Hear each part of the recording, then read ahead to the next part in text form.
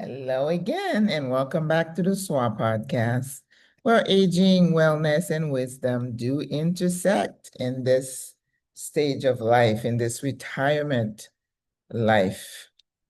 My name is Maggie Lazar. I am your host again, and I am thrilled you have chosen to click and listen on. Today is Aging Day. You know, as a gerontologist, meaning somebody who studies aging, I was always interested in, as I've said before, why we age and how we age.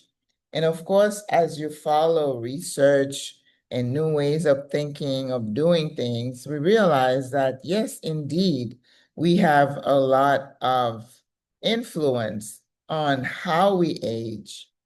And of course, we cannot negate the value of genetics, your family tree. Some people live long, in families, and some not so long, because if they are plagued with like early, for example, Alzheimer's or heart disease and diabetes and cancer. So those are challenges that we may not have a lot of control over, but the things that we can control for purposeful and healthy aging, we do. And I know you probably know a lot of factors that have been studied and marketed as, nutrition, stress management, regular, um, caring for yourself. And I think one of the challenges that we face in later year is that we had not taken care of ourselves in our younger years, and we have missed the window of opportunity to really make a difference in how we live. And a lot of it is not our fault. A lot of it is cultural. When people talk about, oh, I love Southern soul food or whatever, but that diet can be pretty dangerous if you're not careful.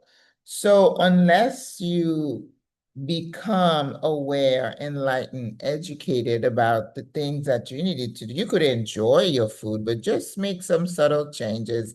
And unfortunately, some people are not willing to do that. And I don't disagree or argue with people who say, well, this is the way I was raised and this is what I want to do. I just say, all right, keep it moving. If you want to eat all your grease and your fat and your sugars and you don't want to hear anything about it, I am not going to be the one to try to convince you. No. But in retirement, I always say it is never too late to start doing the right thing. But I think there is a danger in following the latest, right? And if you are on social media, you've seen the thing about, oh, everybody's worried about the abdominal fat now. It's like you're doing this exercise for 7 minutes, you do chair, you do this, you do that. It's like, folks, come on, let's be smart. Now it's Tai Chi, whatever. Tai Chi's always been good. Tai Chi's always been good for you, but why take it to another level? And I keep telling people it's all pure marketing. They want your money. But do what you need to do, things that you know, things that have been tried. And this is the thing with research. When a new thing pops up, you need to take a step back and say, okay, let me wait and see. Because more than likely, within a few years, they're going to come around and say, oops, we thought this, but now we thought that. Now we think this is the best way to do. So don't be a yo-yo in anybody's hands, right? Do what you need to do. Go out there in the sun, get some sunlight, eat fresh, eat whole.